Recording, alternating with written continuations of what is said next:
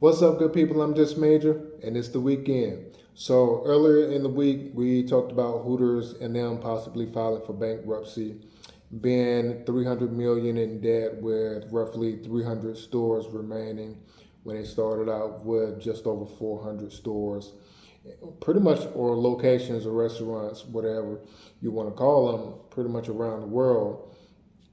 And we talked about how they are facing some issues, and I talked about how they only for their wings they pretty much only have a couple of flavors. They I guess they've had those flavors for those the 40 years that they've pretty much been in business. And a couple of friends called me about them, and we were talking about it. It was like, man, even though you want to have a sports bar, men like to frequent those places, and you got women and young girls, young women, pretty much, dressing, in short shorts and tank tops or tight t-shirts or whatever. You still want to eat. So you really don't want to go in eating just the same two flavors, trying to frequent that place or that restaurant or your favorite restaurant, if you want to call it that, for 10, 20, 30 or more years. You want a little bit of variety. So yeah, Hooters, they're pretty much going to end up making a final decision, I think, somewhere around early May. I think I read online that some country singer or musician or somebody like that wants to see what they can do as far as saving the store.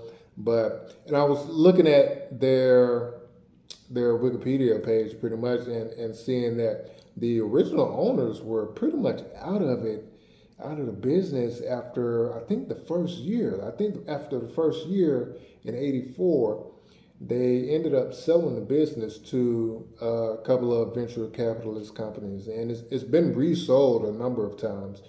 So yes, Hooters pretty much, as we talked about, possibly going out of business, possibly filing for bankruptcy, just trying to get their foot up under them, pretty much trying to, restructure their debt. Probably, normally that's what bankruptcy is. You trying to pretty much file so you can, get a handle on how to pay your debtors. So, but the 300 million, I was looking at it, and like I said, it's 300 stores, roughly a million per store on average, and it's really a lot of businesses. Most businesses, probably 90% of businesses or more, are going into business where they are in debt, borrowing money, and then on top of that, they are not owning the land or the space that they're operating from. So for the most part, your business is renting out or leasing out space that your restaurant is. It's pretty much how most restaurants, are, going about their business. But you do have a handful, just under a handful maybe, that operate a little bit differently. McDonald's, for instance. Most of the land, restaurants, and spaces that McDonald's are sitting on, they own. They own just under, I think, 60% or just over 50% of the land that they operate their businesses on. So that 50% can be looked at it as, well, that's 50% of the certain space that they're leasing. So if they're looking at one space or one location, then possibly they're on 50% of those each locations, or as a total they pretty much own almost 50%. And I think some places, some restaurants are doing it where they're leasing the space temporarily, but then they're leasing to buy. And so it's almost like buying a home. Bought and sold a few myself, and it's pretty much like you got the loan that you're you're in debt with initially because you're borrowing money to buy the house initially, or for the most part, unless you're just paying outright for the house. And then on top of you borrowing money for the house and borrowing from a bank or lender or whatever you want to call it, you're paying property taxes. So business is almost kind of the same way. You're borrowing money to get in business, then they're paying rent or lease for the space that they're operating the business on. So just like in a house, you're paying for property taxes that you pretty much don't own. So, and at any rate, if you own a house or if you even uh, attempting to buy a house, you know that you'll just never own the land. The government owns the land, so you'll always be paying property taxes. So, but yeah, and then if you don't have the initial debt that you're trying to pay back in a house, when you're borrowing from a lender, just like in a business when you're borrowing from a lender, it makes it much easier to pay the property taxes where you're talking about in a house, and then in a business it makes it much easier to pay your lease. So yeah, so most businesses, probably 90-95% of them are operating in debt. But if you can find a way to start the business without borrowing so much money right away, man, it just makes it a lot easier when you're trying to establish your business and and move forward and grow it and scale it and that kind of thing. But yeah, so that's pretty much it on Hooters. Other businesses that are not doing so well, sporting goods. So I remember years ago there was a store that I really liked, and they just ended up closing all locations, pretty much looks like all over the country. I think it was called Sports Authority, and it's been years since they've been around. But yeah, man, they might have started, where the sporting goods, companies weren't doing so well, and this was before the pandemic. So, but there are just a handful that are doing well. You got Dick's Sporting Goods that is pretty much doing really well, and you got a couple of Nike stores that are doing well, and shoes and apparel. For the most part, they're okay, as far as a business, but I wouldn't do it. My wife and I talked about it as far as, buying a business. It's just something we wouldn't do as far as sporting goods and apparel. Also restaurants, because it's just, man, it's just so iffy as far as that business, really growing, because people's tastes and taste buds change so much. I mean, it's almost like no matter how much business you do in a restaurant, the first, second, and third year, man, by that fourth year, if you're not changing or innovating, man, it's just almost inevitable, for you to look for a slide in your business. So yeah, but sporting goods are not doing so well. A couple of them, let's see. One is it's a sporting goods company called Models. They were pretty much an icon, operating 153 stores in Northeast and Mid-Atlantic states. They ended up filing for bankruptcy right around March of 2020 when the pandemic started. So yeah, and I'm not sure if there was a start. I don't know if Sports Authority, pretty much started the whole thing. But yeah, pandemic really got a lot of people, into a business drought because, not many people are going out. The fear of people going out, people being sick, people being shut in pretty much. So yeah, a lot of businesses where you had to just kind of reach out and actually touch something, brick and mortar, for instance, man, it just started to go on the decline as the pandemic hit. and Sporting Goods was one of them. And then Modell's, they pretty much, man, they got underway, in the retail chain, but they ended up, reopening after they filed for Chapter 11 bankruptcy in 2020. They ended up reopening in June of 2020, but they began liquidation sales, but before they pretty much stopped all their operations altogether. So yeah, another one, Mountain Sports. They operated nearly 50 sporting goods and apparel stores, and they were only in 7 Northeast states under the Eastern Mountain Sports, and then Bob's Store Brands. Eastern Mountain Sports, if I'm not mistaken, I think I remember them having a backpack company. I can't remember if I was using their backpacks as a kid, or just maybe everyday hustle and bustle, just having a backpack, or traveling. Normally, when I travel, I like to have a backpack and store a couple of things in, and put it in an overhead bin or something like that.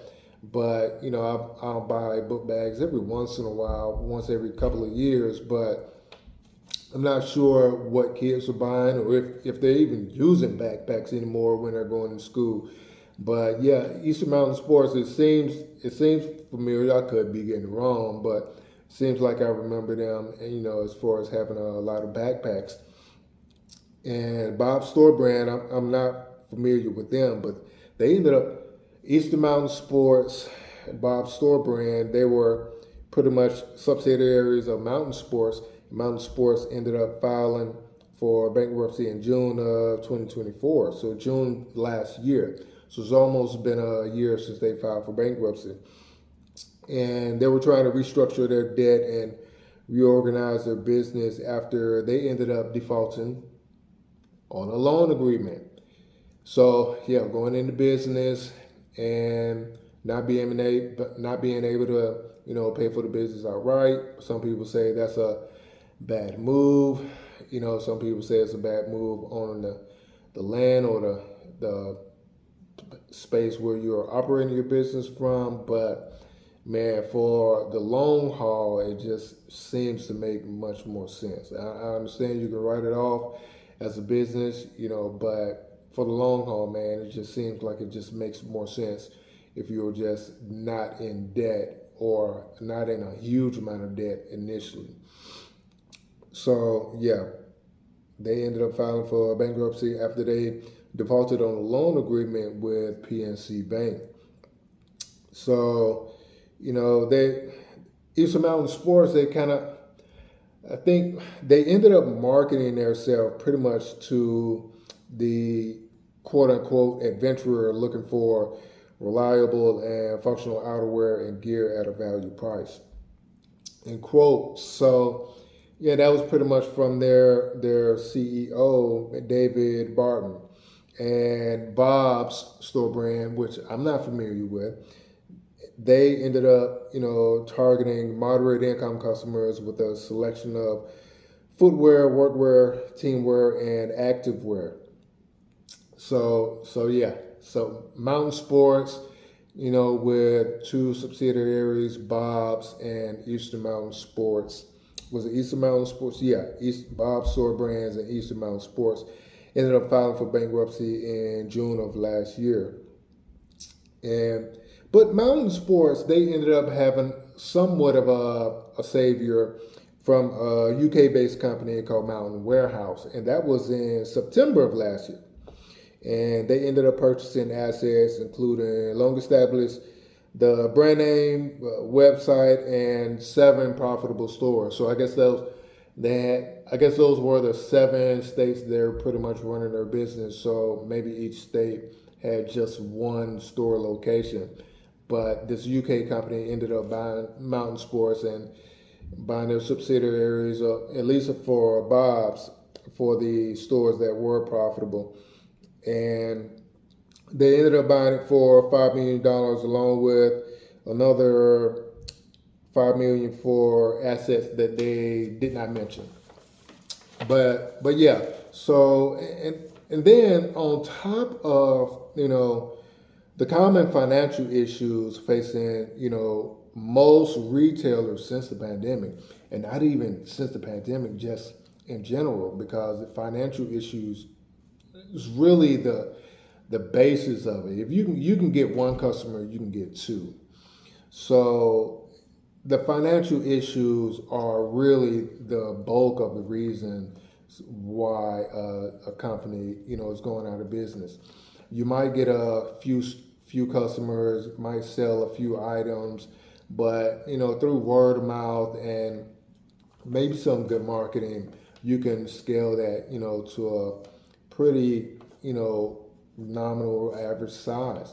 And I remember my wife and I, we love this particular restaurant here in Atlanta. And we would, probably go there once a month, maybe once every other month. And man, lo and behold, I was reading something online that the store was going to end up closing. It was in a really nice neighborhood, low crime, a lot of building, a lot of new places, new apartments going up.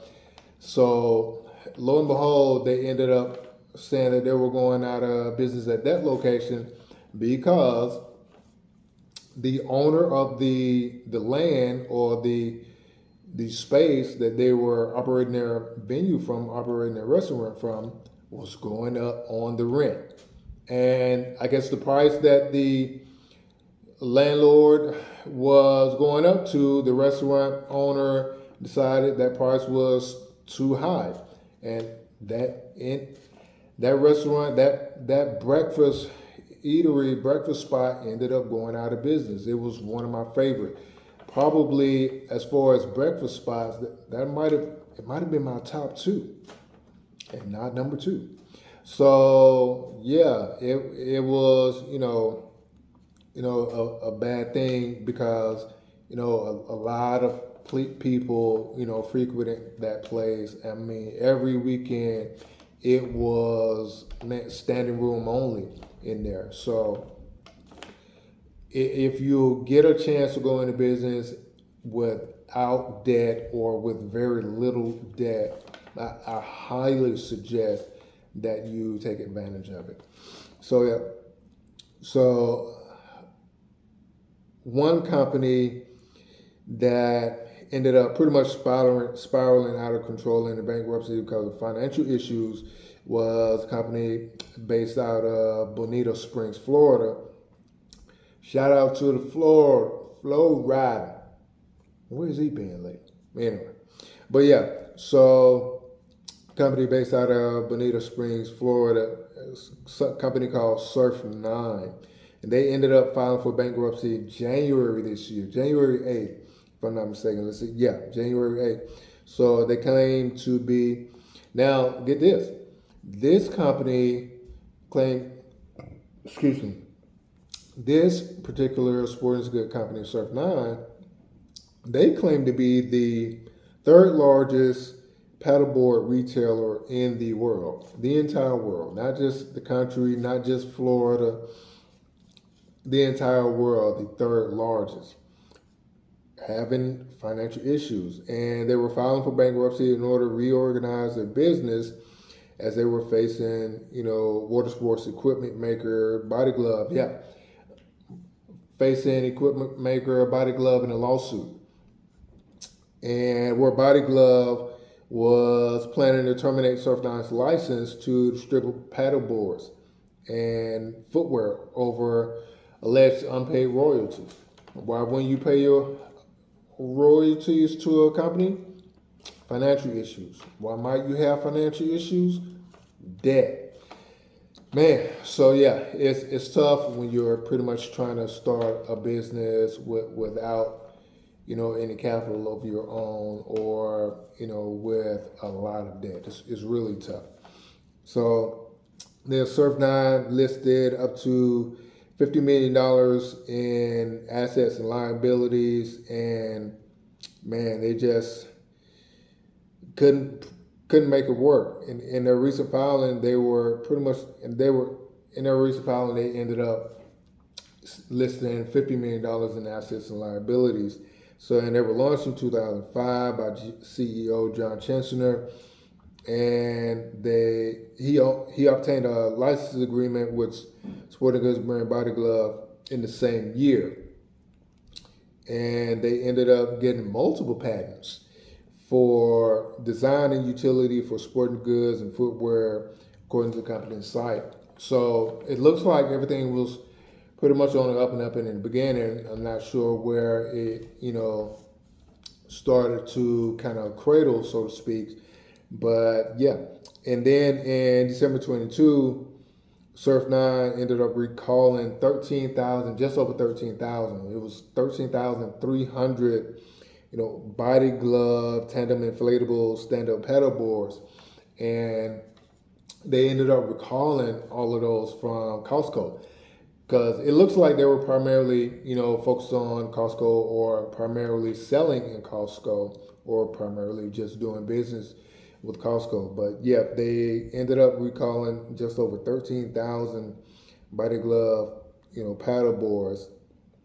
And it was due to a problem relating to glue on the boards, separating at the seams, causing the paddle boards to deflate unexpectedly. In Florida, deflating paddle boards, yeah, that's a problem. That is a problem. And yeah, and ended up posing a drowning hazard, according to the U.S. Consumer Product Safety Commission. So yeah, so if you got an issue like that, maybe it's fixable if you got enough money to fix it, depending on what the cost is. With glue on a paddle board, I don't know. Super glue, I'm not sure how much or how strong super glue is with water.